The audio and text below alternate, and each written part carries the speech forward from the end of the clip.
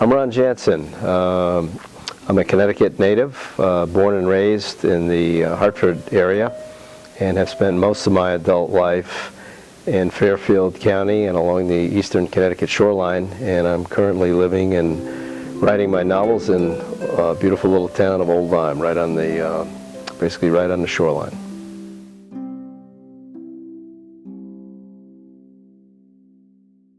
I actually started writing seriously in the mid-1990s. I do have a business career, and actually writing fiction has been a second life for me. So I started writing business articles, and then that was consummated with a book that I wrote in the 1999 to 2000 time period, which was actually published in 2001.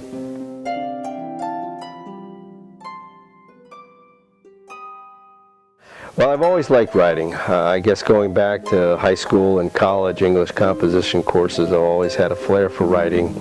After I published the finance book, I was done. There was not much more I could do in the area of business writing with all the articles and then that book, and I just kind of started out writing fiction as an experiment just to see where it might go.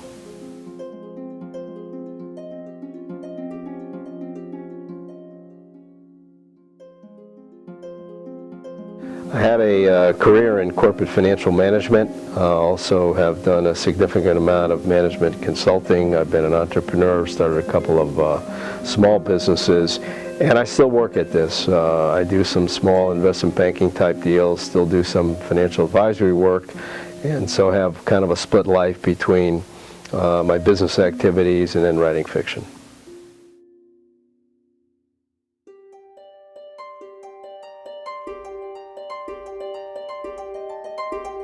I would say on a fictional basis, books like the Da Vinci Code and Osterman Weekend and the Day of the Jackal, those were some of the ones on an individual book basis that I particularly enjoyed.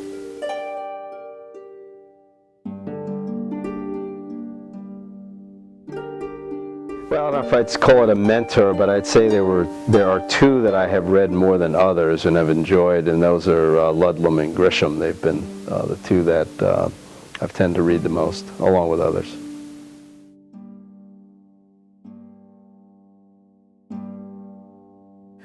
Reading a couple, kind of a smattering between fiction and nonfiction. With my business background, I've been particularly interested in the financial crisis that has enveloped us for the past couple of years. So I read The Big Short. There's a pretty renowned professor, Thomas Sowell, out of Stanford, who has written a book on the housing crisis. And I'm currently reading a book called The Armchair Economist. I've recently read a Patterson novel. So I do a little bit of mixing and matching of fiction and nonfiction in my own reading. On a fictional basis, all of my books are in third person. I would say, except for that, I don't have any particular style.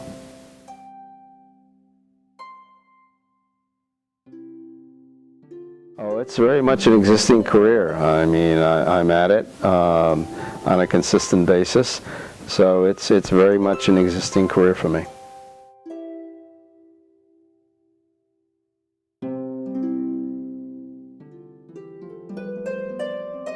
Well, I think I'm always learning. I believe in the adage, you're never too old to learn. A couple of things. You could talk about this for a long time, but when you're writing nonfiction, it's really important to be clear and concise, not use too many words, and obviously be credible and knowledgeable in what it is you're writing about. When you move to nonfiction, the game really changes, and here you need to be entertaining and be able to write stories that are going to keep people intrigued and literally take them out of the real world and into whatever world it is you're trying to create.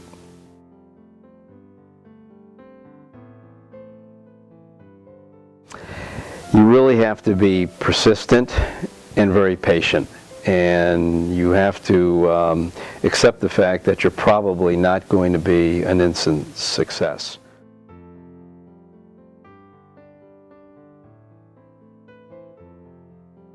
Well, you know, everybody has their own desires. I just think from a personal perspective, I think it's important to read some things that enhance your knowledge, and then also do some reading for entertainment. On a personal level, I've gotten many, many years in business, and almost everything for a long time was to become knowledgeable and educated in terms of what I was doing. And one of the reasons I turned to fiction, to writing and also reading, is to just have some entertainment and some fun, you know, in reading activities.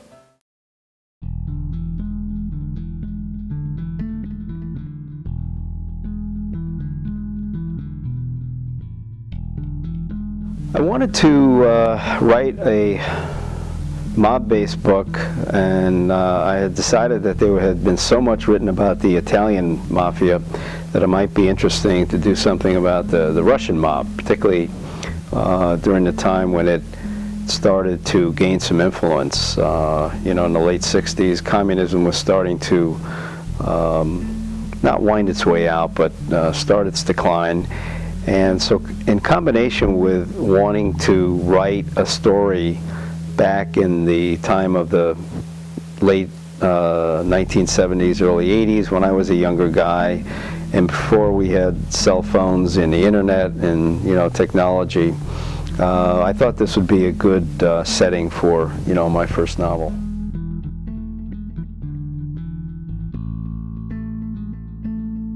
It's a story actually about victims of the mob. I also wanted to do something different here, because most of the stories about the mob have been about, you know, either individual mobsters or mob families, that sort of thing. And so the focus of Red Money is really on a couple of small, tight-knit families, one from Romania, one from Ireland, who both emigrate to the U.S. and are severely impacted by the ruthlessness, excuse me, of the mob through family members that are killed. And as opposed to some people who just remain victims for their lives, a couple of members of these families decided to do something about it and to get back at the mob.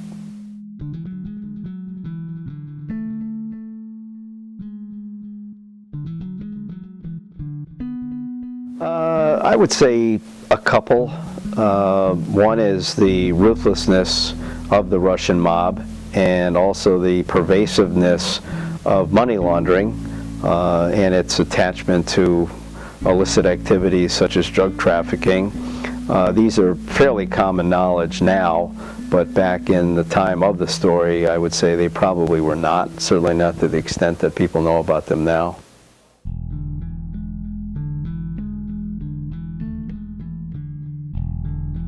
The locations are, obviously, New York and Miami are major drug trafficking centers, but the characters in the story is totally contrived.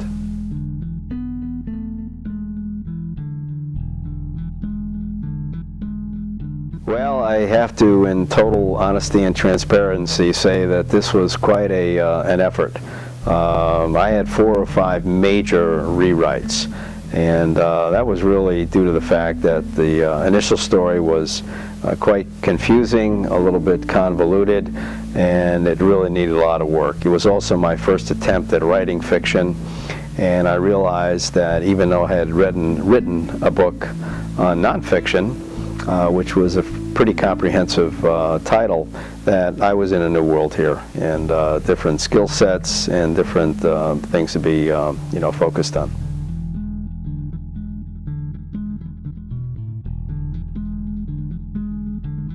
Absolutely. Would have made the story a lot simpler and a lot less confusing. I think it would have saved a lot of time and effort on a lot of people's part, and probably would have got it published a lot sooner also.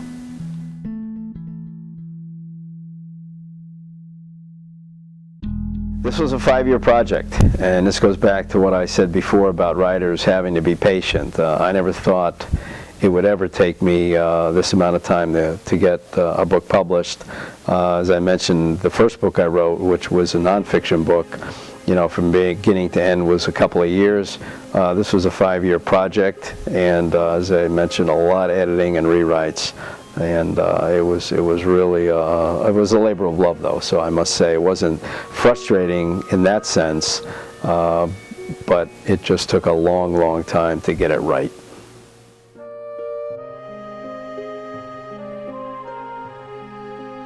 Well, I'm going to let the readers read it, and it'll be pretty obvious. Actually, there are two.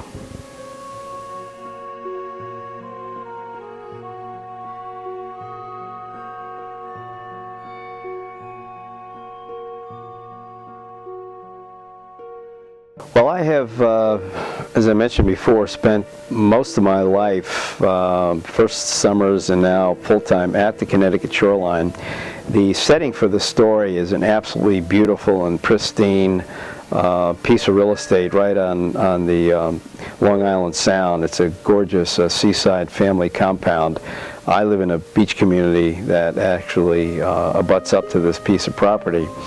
So I've known about this setting for a long time. It's a beautiful piece of property, and just seemed very fitting to write a story about it.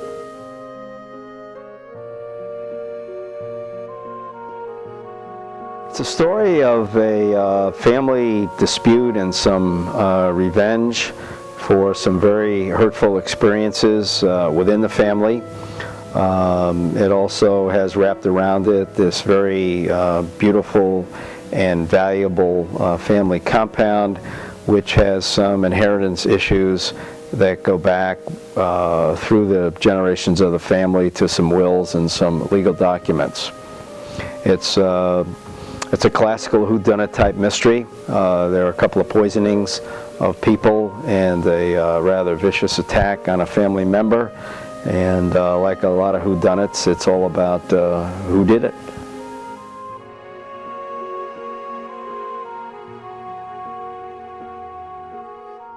The location definitely is a real location.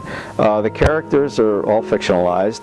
What Is Hers is actually the first in a series in which I introduced Dan Davies, who is our main character, and who a whole series of mysteries and thrillers is going to be built around. Dan is a retired New York City detective. He happens to be a widower, having lost his wife a couple of years before the story begins, and he, having spent his entire adult life in and around New York City, decides to get away from it all and move to the Connecticut shoreline and retire. His goal being to lay on the beach, relax, and get away from the life of crime that was a part of him for so long. Unfortunately, as you might imagine, he has difficulty in achieving this goal.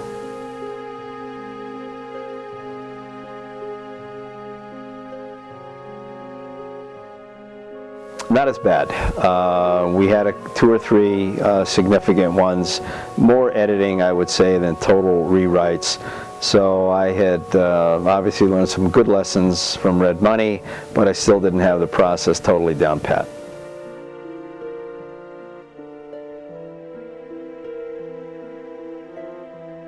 No, not really.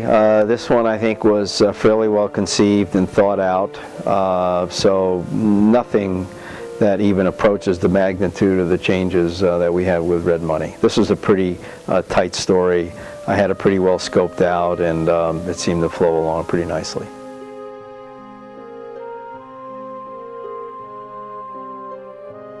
This was a year to write it, and about another year or so to get it in shape to be published.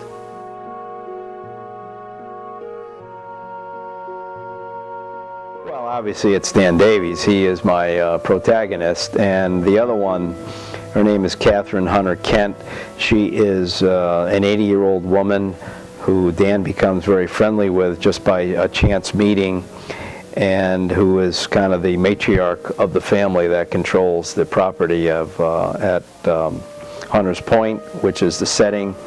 And she also is a victim of part of this crime scenario.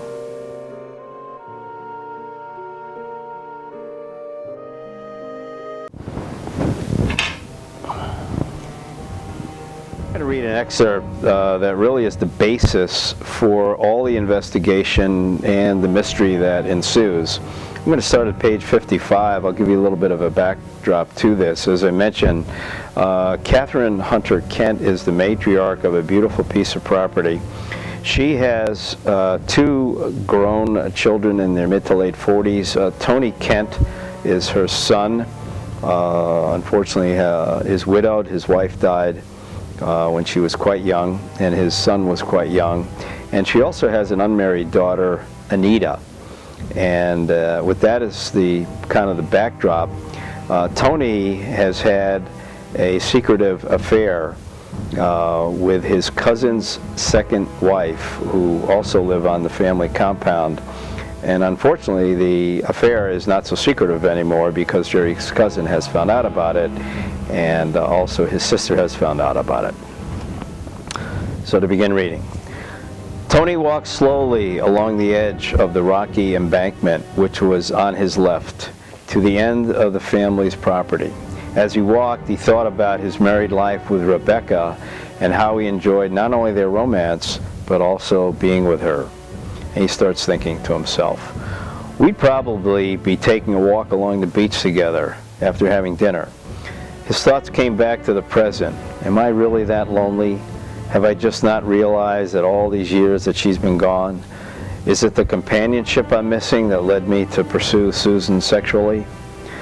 I've got to get a grip on my life and what I'm looking for in a woman.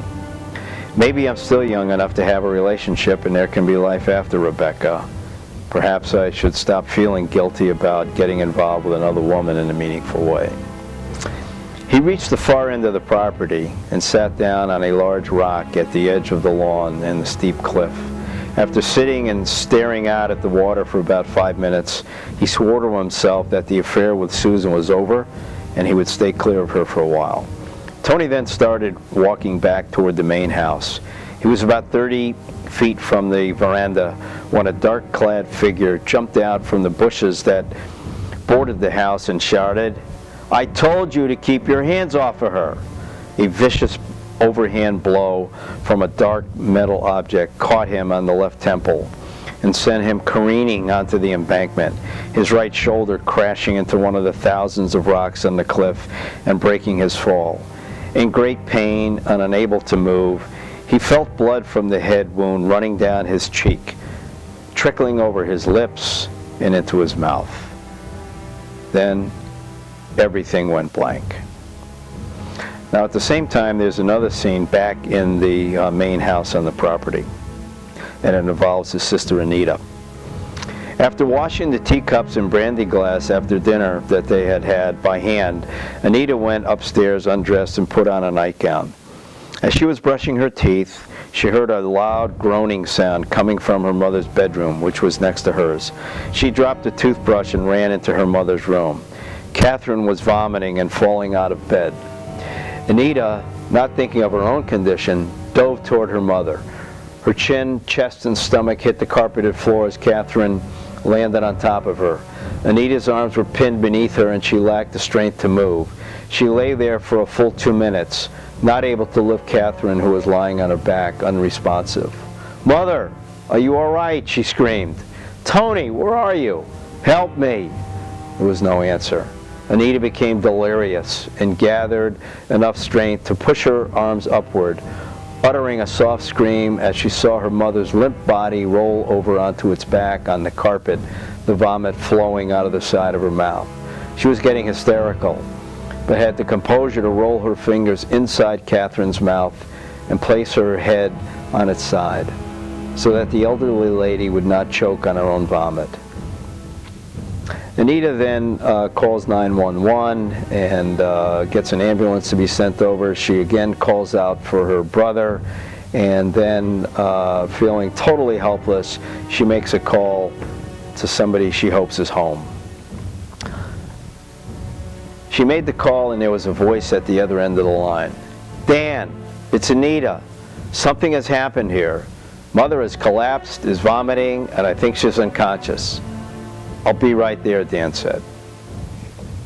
And this scene actually then sets the stage for everything that follows and the investigation of the crime and the final conclusion as to who did it.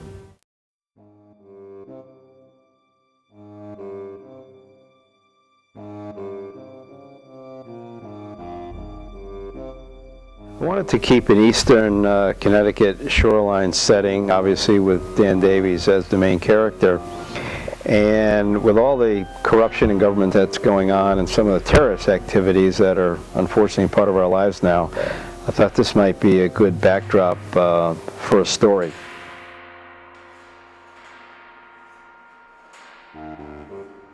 It's a completely different story with a completely new cast of characters, except for, of course, for Dan Davies, who's off on another adventure here, and also his colleague and friend at the state police, Bill Jenkins.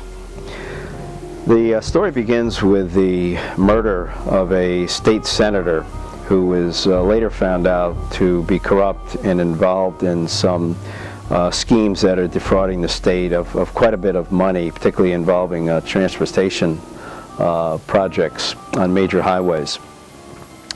And the idea here was to concoct a very complicated plot where it was difficult to find out what was a real threat and what was not so real and more of a decoy.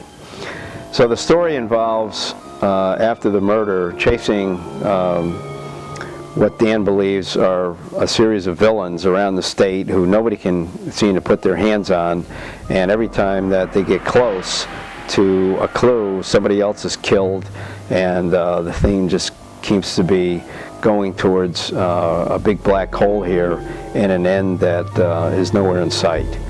So it's a bit of a combination of a mystery and also a thriller. Yeah. That's actually been completed in manuscript form. We have a working title, so I'm not going to give out the title because it's still under review.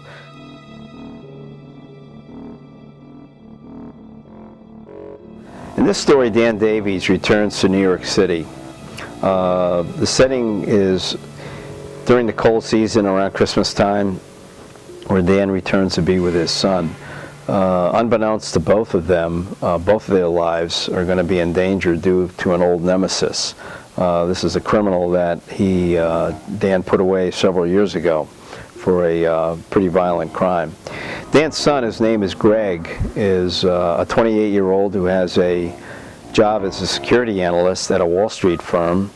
And his firm has unwittingly invested in the stock of the company that is run by this convicted criminal. And it's a story that involves some drug trafficking. It also gets into some of the accounting fraud and manipulation that has gone on in the past few years. And it's also a story in which Dan goes to pursue his old nemesis, and in the process of doing so puts his own life in great danger and peril.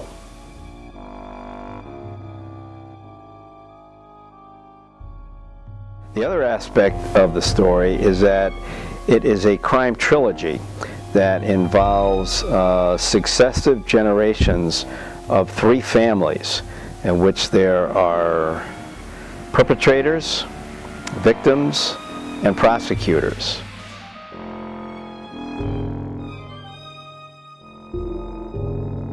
The website is www.ronjanson.com, and I am on Facebook as Ron Janson, and I also have a Twitter account at Ron Janson. So all the social media areas, I'm there. So in closing, I'd like to thank all of you for watching Author Spotlight. And again, my website is ronjanson.com. And if you would like to visit that, you can find out all about me and my books.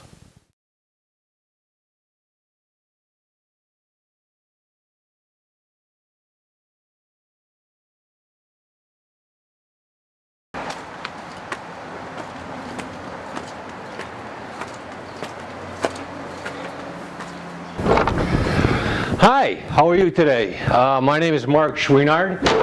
I'm the pen maker for JJ Artwood, and this is my shop. I make pens, kaleidoscopes, and other collectibles. And I'm glad you stopped in today. I'd like to show you what I do.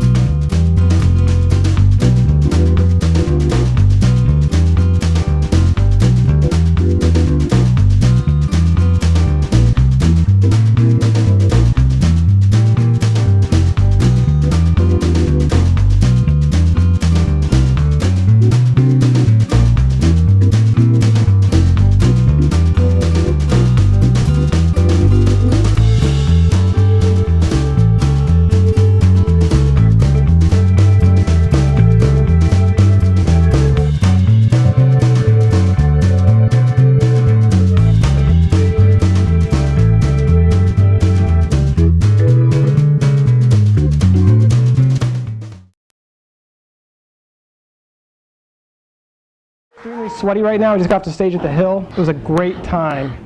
Well, some are sweatier more than others, but what a fantastic time here. I hope everybody comes out and checks out downtown Springfield. We're the Hungry Man's Army. It's hungrymansarmy.com, and we had a great time playing the Hill. We've been playing, I don't know, what is this, folk, country? I don't know, what is this thing? Americana? I don't know. Americana music. Whatever it is. We've been Jug playing music. Messy bluegrass. Messy bluegrass. jug. We started as punk rockers, and we've gotten older, and now we're folk rockers, so that's what we do. The main thing about the Hungry Man's Army is we're trying to tell a story about the days way back before the current commercialization of everything, back when, you know, the land was pure and times were hard, that type of time, right, Beams? Yeah, that Music sounds was right. real. The music was real, That was real music. and usually acoustic. Always, always. We have an old farmhouse that we play at. Bob, you should come out and see, but, you know, we play on the porch, we play in the kitchen, and we talk about the old times, kind of the old time days. You know, you turn the TV off, you turn the clicker off, and you play some music, you know. Get And to know your neighbor. you get to know your neighbor, and that's basically what we're all about, you know. And then we tell stories about the times when things were different, you know. The way the industrial base of the country has changed away to now the service sector. The way it's compartmentalized everybody's life and basically divides community. And hopefully we're harkening back a time period when that was not the case. Community existed, and there was a common fabric to where you lived. Exactly. Right. There we go. We're We're American made. We are American. We had a special treated recording in the old factory at Eastworks. It used to be Stanley Home Products, and it was a very fun experience. And we'll have the work up very quickly up on the website soon. It's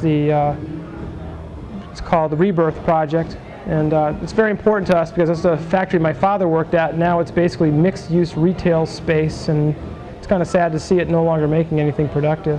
Kind of like how the farm is now subdivided. Very sad to see.